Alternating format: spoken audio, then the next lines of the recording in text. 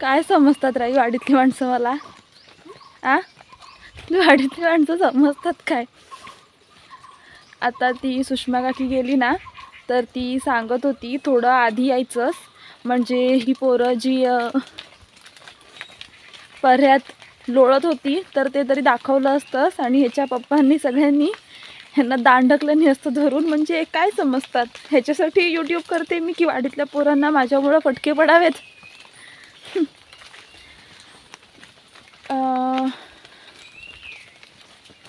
आजच अपलोड झाला आहे तो ब्लॉग. म्हणजे ज्या दिवशी आम्ही उपलाट बघायला खरं तर गेलो होतो, पण उपलाट दिसली नव्हती, तर तो ब्लॉग आजच्याच दिवशी अपलोड झाला आहे. म्हणजे 6 वाजता होईल.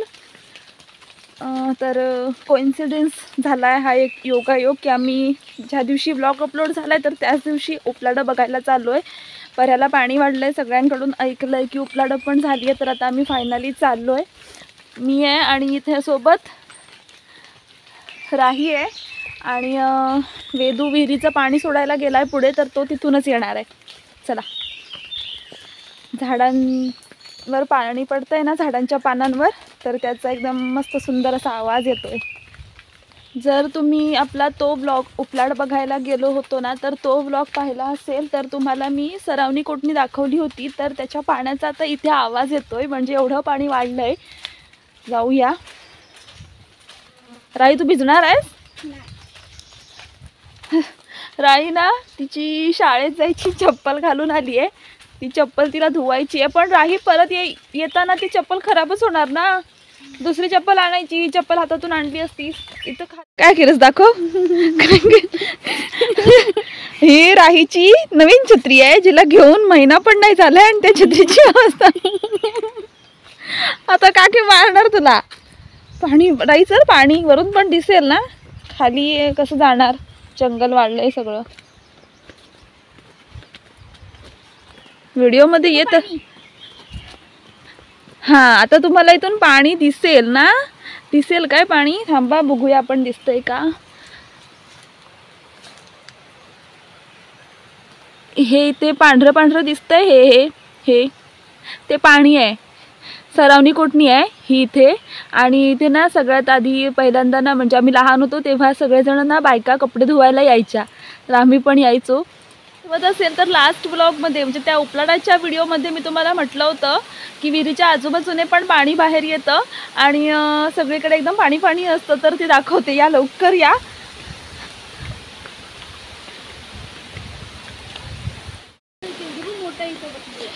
हे बघा, विहिरीच्या दोन्ही बाजूंनी पाणी येतंय आणि विहिरीचं पाणी पण खूप वाढलंय. बहादूर आहे तो, बहादूर. चप्पल पाठी काढायची.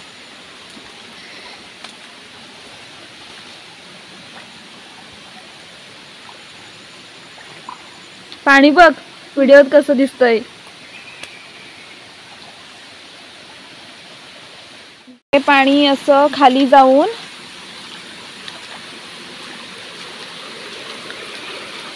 ह्या पर्याला येतं आणि हा पर्या पुढे खाली जातो. हा एक हौद बांधला होता सगळ्यांनी आधी, की जेव्हा इथे गुरं येतील तर पाणी पितील. पण आता त्या हौदाची अवस्था बघा. आणि इथे वरती ना एक छोटा धबधबा पडतोय, चला दाखवते. मंडळी, माझी मम्मी असं म्हणते नेहमी की पाऊस आला. मम्मी हे नाही म्हणत. मम्मी असं म्हणते की पाणी कुठल्याही ठिकाणचं का असे ना, विहिरीचं असेल, पर्याचं असेल, तळीचं असेल, ते देवासमान असतं, गंगेसमान असतं. आणि त्यामुळे पाण्याजवळ फार चप्पल कधी नेऊ नये. धबधबा बघायचा आहे ना, जो छोटासा धबधबा पडतोय ना, तर तो इथून दिसत नाहीये, पण इथून खालून दिसतोय.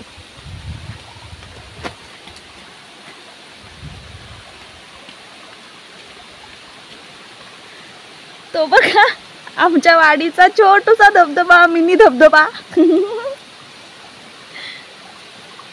तुम्ही म्हणाल काय येडी पोरगी आहे ही. जरा दगडावरती उंच भरून पाणी पडतंय त्याला धबधबा म्हणतीये, पण छोट्या छोट्या गोष्टींमध्ये शोधला तरच आनंद सापडतो. आनंद शोधायला काही मोठ्या ठिकाणी जावं लागत नाही. आता वेदू आधीच तिकडे वरती गेलाय, तर आपण जाऊया आणि कलबाच्या मळीवरचं उपलाड बघून येऊया. चला चला चला. पोहोचलोय कलबाच्या मळीवर आणि इथे काशाबाबांनी जोत धरलंय.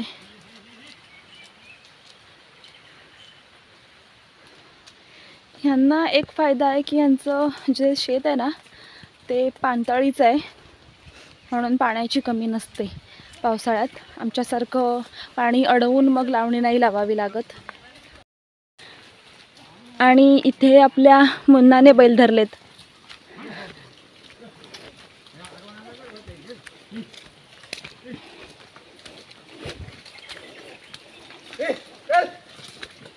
वेदू येतोयस ना? आलाच पुढे जा.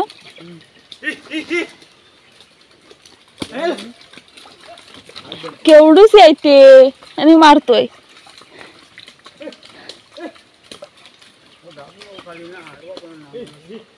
चल रे, जायचंय ना लवकर.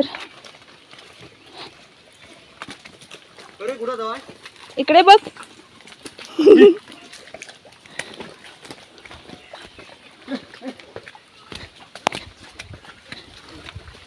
ही शालिनी वहिनी आहे, ती दाढ काढते. आणि संगीता काकी ती पण दाढ काढते. मग आता रानात कधी पावडर पाणी घेऊन येणार आहेस? मळ्या सगळ्या खराब केलं नाही, उसळवलं नाही पाणी. हे पर्याला पाणी आलंय पण ते कमी आहे. हौर जातात मोठे मोठे. म्हणावं तेवढं पाणी नाही झालंय. हे इकडे मळ्यांमध्ये उपलाट झाली आहेत, पण आमच्या वाडीत ती जी माकडं आली आहेत ना इथे, त्यांनी ते पाणी उसळवून सगळं खदूळ करून टाकलं नाहीये. पाण्याला इथे हौर जातात दरवर्षी, पण तो हौर पण अजून गेला नाहीये. आणि मला माकडं बघायची आहेत. माकडं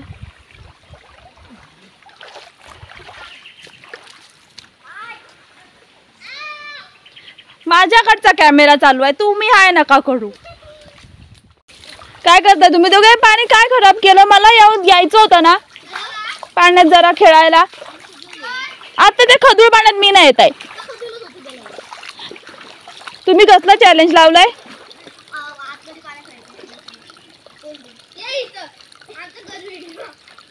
काय माग नंतर म्हणजे कधी म्हातारे झाल्यावर? होय रुद्रा, म्हातारे झाल्यावर की मी व्हिडिओ केला तर मी अपलोड करणार. मी व्हिडिओ केला तर मी अपलोड करणार. हा दाखवते.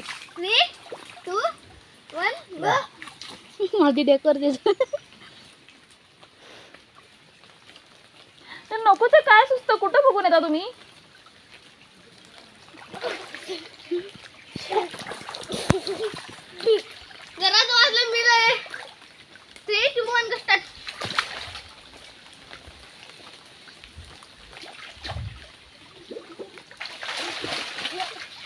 ए बास, चला उठा. नको ती नाटकं नको, उठा चला बाहेर. पोरं काय आणि कुठून काय बघून येतात. उगाच नाही यायचे पप्पा यांना मारत, म्हणूनच दांड लागतात तुम्हाला. पाणी गरम आहे ना? उपलाटाचं पाणी गरम असतं. उपलाटाचं पाणी जर ओळखायचं असेल तर आपल्या जमिनीवरच्या पाण्याच्या तुलनेने ते पाणी गरम असतं. जरा धीर धरशील. 1 2 3 गो.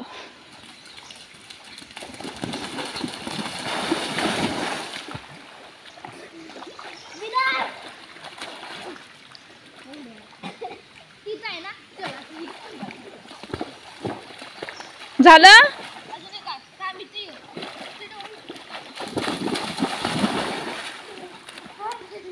लागेल उगा छाती भीतीला, कशाला नको तर करताय.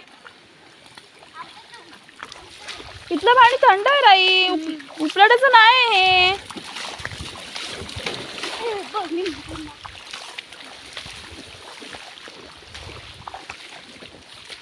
हे बघ इथं गरम आहे.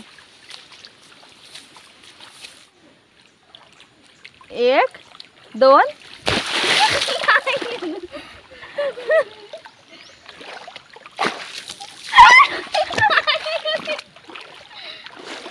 हे बघ इथलं गरम आहे पाणी.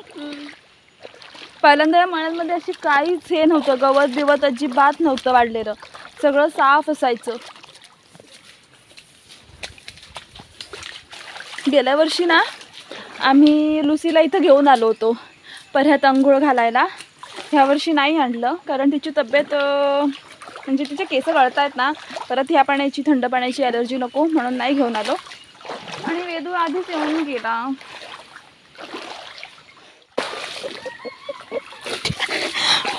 माझा फोन भिजला तर बघ तू.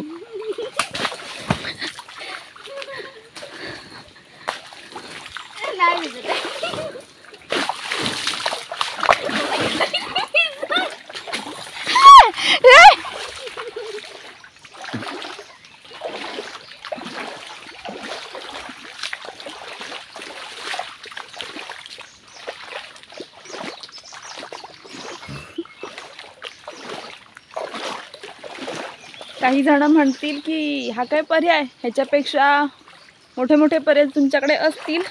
हा छोटा ओढा आहे असं आपण म्हणू शकतो, पण हे सुद्धा आमच्यासाठी खूप आहे. कारण इतर महिने आमच्याकडे पाणीच नसतं, त्याच्यामुळे हे पाणी बघणं आमच्यासाठी खरं सुख आहे. ह्या बघा अशा दिसत आहेत ह्या मळ्या. पाणी सगळं गढूळ करून टाकलं या पोरांनी. नाहीतर आतमध्ये गेलो असतो. खदूळ पाण्यात, गढूळ पाण्यात जायला नको वाटतं, भीती वाटते. कारण समजत नाही ना, दिसत नाही काय असेल खाली काय नसेल.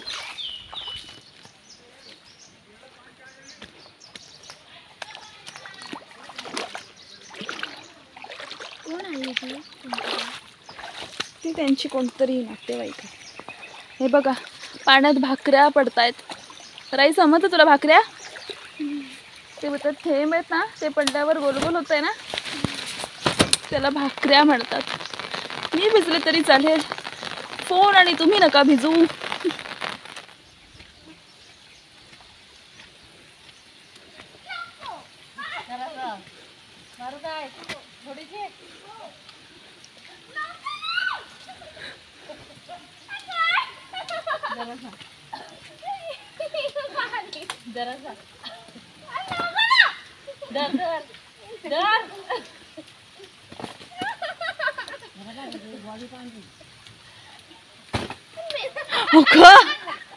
राई छत्रीवर बघ.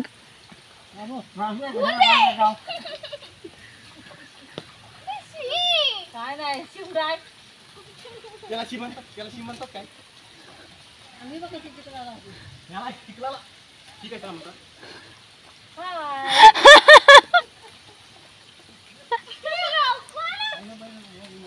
पर्यंत धुवून आहे छत्री. हे पर्यंत धुवून आण. चल हे अजून खालच्या मळीची चिकल करताय ना.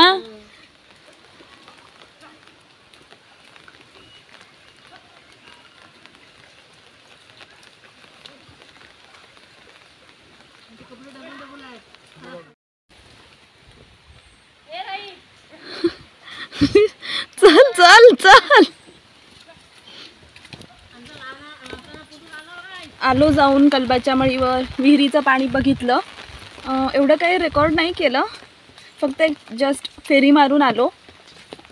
काही जण म्हणतील की काय हे दाखवलंच आजच्या व्हिडिओमध्ये. मी माझ्या आयुष्यातला हा क्षण शेअर केला. तुम्ही पाहिलात त्याबद्दल तुमचे मनापासून आभार. आता आमच्या राहीची छत्री झाली आहे खराब. कुठे गेलं राही? आणि पाऊस आलाय त्यामुळे जाता जाता ती छत्री धुपून जाऊ दे. व्लॉग ॲज सच काहीच करायचं नव्हतं. म्हटलं बघूया आपण उपलाडाचा व्हिडिओ म्हणजे तो व्हिडिओ टाकला होता की उपलाडं नाही झाली आहेत, तर आता दाखवूया की उपलाड कसं असतं. ते पाणी जिथून बाहेर येतं ना, तर तिथे कोके पण सापडतात. पण त्या मुलांनी त्या मळ्यांची जी अवस्था करून ठेवली होती ती पाहिलीत तुम्ही. त्या मळ्या पूर्ण खदळवल्या होत्या, गढूळ झालं होतं सगळं पाणी, आणि त्यामुळे उपलाड कुठून बाहेर येतं हे तर नव्हतं दिसत. त्यामुळे मग मी ते व्हिडिओमध्ये पण नाही घेतलं. तर तुमच्याकडे असं उपलाड होतं का? होतं म्हणजे काय, तुम्ही कुठे परग्रहावर थोडी राहताय की मी परग्रहावर राहते. मी काही एलियन नाही आहे. सगळीकडेच उपलाडं होत असतील, पण जशी आपल्याकडे काही पावलांवर भाषा बदलते त्याचप्रमाणे हा शब्दसुद्धा बदलला असेल. तुमच्याकडे अशा प्रकारे जे जमिनीतून पाणी बाहेर येतं, थोड्याफार प्रमाणात ते पाणी कोमट असतं, तर त्या पाण्याला काय म्हणतात तर ते सांगा मला कमेंट बॉक्समध्ये. आमच्याकडे त्या पाण्याला उपलाड असं म्हणतात. आता आम्ही चाललो आहे घरी. जास्त वेळ नाही थांबलो कारण अजून घरी पण असतं ना, राहिला उद्या शाळेत जायचं आहे, त्याचा थोडा अभ्यास बाकी आहे, मला पण काही काही कामं आहेत, त्यामुळे घरी चाललो आहे. थांबवते मी इथेच या व्हिडिओमध्ये, रजा घेते तुमची. भेटू लवकरच एका नवीन ब्लॉगमध्ये. तोपर्यंत काळजी घ्या सगळ्यांनी. आता पावसाळा चांगला सुरू झाला आहे, त्यामुळे सगळीकडे थोड्याफार प्रमाणात आजारपणा येतात. आमच्या वाडीतही 1-2 मुलांना उलटीसारखं झालं, म्हणजे उलट्या झाल्या, पोटात दुखलं. तर सगळ्यांनी काळजी घेऊया एकमेकांची. पावसात भिजलो तरी आपली इम्युनिटी वाढायला हवी आहे या काळात, कारण तीच कमी पडते आणि त्यामुळे आजारपणा येतात. पावसामुळे आजारपणा येत नाहीत, आपली रोगप्रतिकारक शक्ती कमी पडते आणि त्यामुळे आजारपणा येतात. तर ती शक्ती कमी पडायला नको. Bye bye. मोठा पाऊस आलाय, भेटू लवकरच. श्री स्वामी समर्थ. अवधूत चिंतन. श्री गुरुदेव दत्त. Bye bye.